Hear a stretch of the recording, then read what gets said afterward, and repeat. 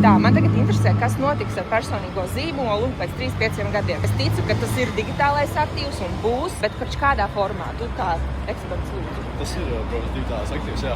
Bet ar katru gadu paliek grūtāk. Tas, kas strādāja 21. gadā, 22. gadā, 23. gadā sen vairs nestrādā. Un tas tikai pātrināsies, jo būs visas šīs AI sistēmas, kas sāk tikt izmantotas.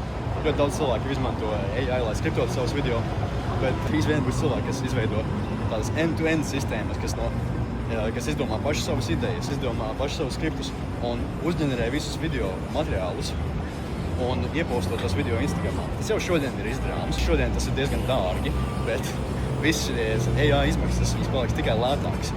Un kā rezultātā būs 1000 reizes vairāk kontenta pēc 3 gadiem.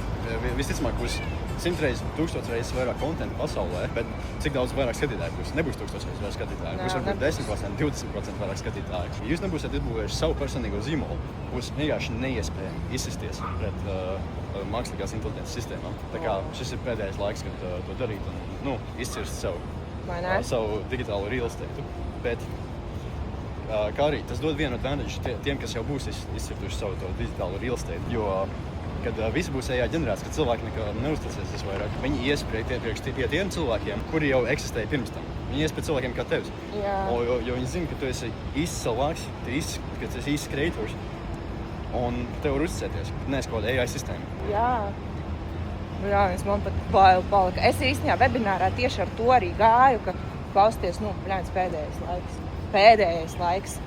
Tā kā pēdējais laiks.